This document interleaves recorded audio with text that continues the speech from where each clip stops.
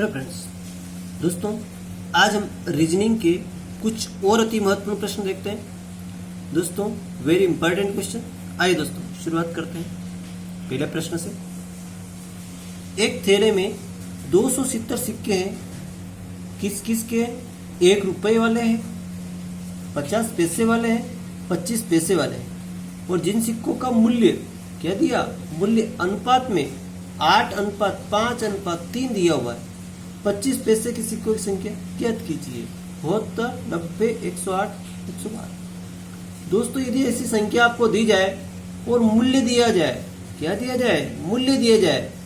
अनुपात कितना दिया? सबसे पहले आपको 8:5:3 ये दिया है, लेकिन ये अनुपात काय में दिया? आपको मूल्य में दिया है।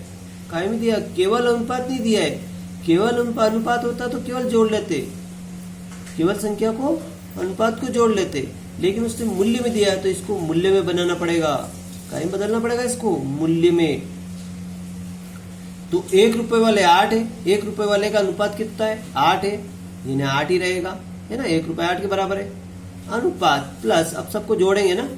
अब 5 देखो, 5 अनुपात किसका है? 50 पैसे वाले का अनुपात है। और 1 रुपए में कितने सिक्के होते हैं? 2। 1 रुपए का इसमें एक ही सिक्का होता है, इसलिए 1 का मल्टीप्लाई करा। इसमें 2 सिक्के होते हैं तो 2 का गुणा 5 में करेंगे, प्लस और 3 में किसका गुणा करेंगे वो देखना पड़ेगा। इसमें 1 का गुणा किया आप लोगों ने, इसमें 2 का गुणा किया, है ना। 50 पैसे के 2 सिक्के मिलाकर 1 रुपए बनता है। अब 25 पैसे कितने सिक्के मिलाएंगे? 1 रुपए होगा। रुपए में कन्वर्ट करना पड़ेगा इसको। तो 25 पैसे के 4 सिक्के मिलेंगे। कितने मिलेंगे? 4 सिक्के मिलेंगे तो 1 रुपए बनेगा। तो 8 एकम 8 प्लस 5 दूनी 10 प्लस 3 चौक 12। ये इन सिक्कों का अनुपात हो गया, अनुपातिक मूल्य हो गया। इसको प्लस कर दे तो 10 ने 8 18, 2 20, 10 30 बराबर कितना हो गया? 30। कुछ नहीं करना, सीधा सा सवाल 30 हो गया। अब सिक्के संख्या कितनी है? 270 बटा 30 इंटू, अब किसका चाहिए आपको? 25 पैसे वाला सिक्का चाहिए। उसका अनुपात कितना है? 12। उसका अनुपात कितना आ गया? 12/1। काट दो, सिपर सिपर कट गई। 3 एकम 3, 3 नम 27 और 12 नमा की 108। तो 25 वाले सिक्के कितने हो गए? 108 हो गए दोस्तों। कितनी जल्दी आंसर आ गया? वेरी जल्दी। ठीक है, नेक्स्ट अगला। इस तरह से अपन सभी सिक्के निकाल सकते हैं मल्टीप्लाई करके। अगला कथन वाले पे सवाल है, कथन और निष्कर्ष। देखिए वेरी इंपॉर्टेंट क्वेश्चन। सभी राजा मंत्री है, कुछ मंत्री किसान है। कुछ मंत्री क्या है? किसान है।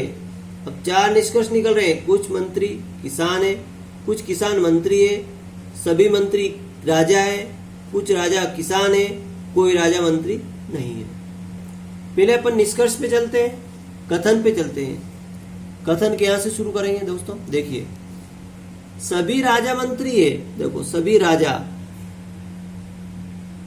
सभी और राजा, जितने भी राजा है ये सब क्या है? मंत्री है।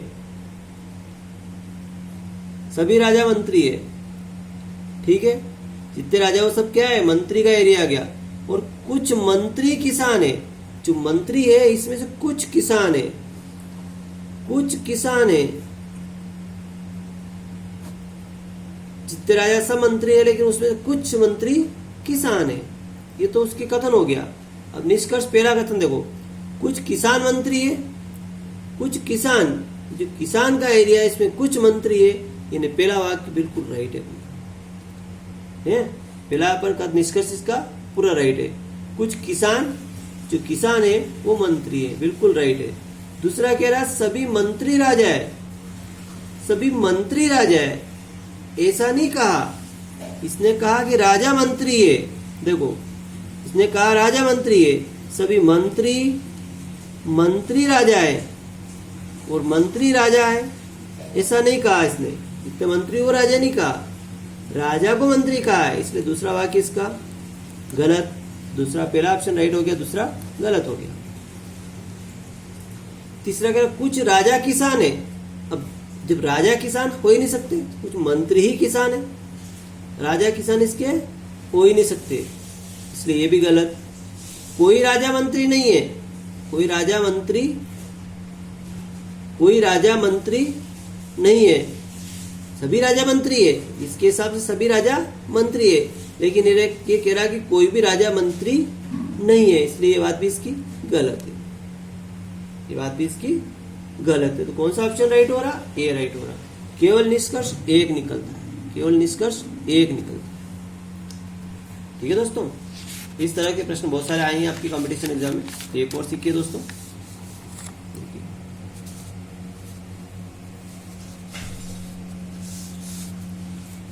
अगला, सभी कुत्ते जानवर है। देखिए दोस्तों, कुत्ते, जितने भी कुत्ते हैं, ये कुत्ते का एरिया क्या है? सभी कुत्ते जानवर है, ये सब क्या है? जानवर का एरिया आ गया।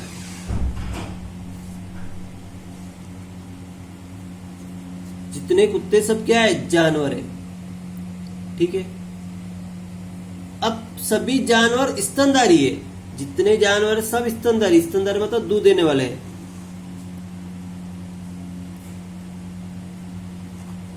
स्तनधारी, सभी जानवर स्तनधारी है। कोई भी स्तनधारी चिड़ियाघर में नहीं है, चिड़ियाघर में नहीं है। स्तनधारी जितने हैं ये चिड़ियाघर में नहीं है, ये चिड़ियाघर है। ये जो चिड़ियाघर का इलाका है, इस चिड़ियाघर में कोई भी स्तनधारी इसमें नहीं है। तो स्तनधारी नहीं है तो जानवर भी नहीं है इसमें, कुत्ते भी नहीं है, कोई भी इसके अंदर नहीं है। ये तो इसने निष्कथन कहा। अब निष्कर्ष क्या कहता देखिए, है ना? निष्कर्ष अब क्या कहता है? कुछ कुत्ते चिड़ियाघर में, दोस्तों कुछ ये कह रहा है कुछ कुत्ते चिड़ियाघर में। कहाँ है चिड़ियाघर में? एक भी नहीं है, इसलिए पहली बात इसकी गलत। फिर कह रहा है कुछ जानवर चिड़ियाघर में, जानवर भी चिड़ियाघर में नहीं है, ये भी गलत है ना? जानवर चिड़ियाघर में कहाँ है? कुछ भी नहीं है। तीसरा, कुछ स्तनधारी चिड़ियाघर में, स्तनधारी भी चिड़ियाघर में नहीं है, एक भी नहीं है, ये भी गलत। चौथा में कह रहा कोई भी कुत्ता चिड़ियाघर में नहीं है, कोई भी कुत्ता चिड़ियाघर में नहीं है, तो हाँ नहीं है, इसकी बात तो सही है ना? कोई भी कुत्ता ऐसा नहीं है जो चिड़ियाघर में है, लेकिन अभी चिड़ियाघर में एक भी कुत्ता नहीं है। तो कौन सा ऑप्शन राइट हो रहा? चौथा, ये निष्कर्ष निकल रहा है। तो केवल 4, डी ऑप्शन राइट हो रहा अपना, केवल 4 इसका निष्कर्ष निकल रहा है। ठीक है, ऐसे प्रश्न आए तो बड़े आसानी से ऐसे डायग्राम बना के अपन थोड़ी सी वर्ष सेकंड में इसको हल कर सकते हैं। एक क्वेश्चन और देखिए दोस्तों, लास्ट क्वेश्चन है। दोस्तों अगर वीडियो आपको अच्छा लगता हो तो इसको एक लाइक कर दें और सब्सक्राइब कर लें सबसे पहले, ताकि अगले वीडियो की नोटिफिकेशन सबसे पहले आपको मिले। अगला क्वेश्चन है, देखिए दोस्तों, वह सबसे छोटी धनात्मक पूर्णांक संख्या ज्ञात कीजिए जिसे 4, 5, 6, 8 से भाग दें तो प्रत्येक दशा में 3 शेष बचे, लेकिन 3 से भाग दें तो कोई भी शेष नहीं बचे। 3 से भाग देने पर कोई भी शेष नहीं बचे। अब 3 शेष बचे, यहां तक की बात हो रही तो अपन इनका क्या करेंगे? लघुत्तम निकालना पड़ेगा। किस किस का निकालना पड़ेगा दोस्तों? 4, 5, 6 और 8 का। इनका क्या करना पड़ेगा? लघुत्तम समापवर्तक निकालना पड़ेगा। देखिए पहले, अगली बात बाद में करेंगे, पहले इसका लघुत्तम निकालेंगे। 2 से लगाया, 2 दूनी 4, 2 तिया 6, 2 चौक 8। 2 से लगाया 1, 5 ऐसे ऐसे ही, 3 ऐसे ऐसे, 3 में भाग नहीं गया तो, और 2 दूनी 4। फिर 2 से लगाया तो यहाँ 1 आ गया और 3 ऐसे ऐसे रह गए, है ना? फिर 3 से लगाया तो यहाँ 1 आ गया, है ना? और फिर 5 से लगाया तो यहाँ पे 1 आ गया।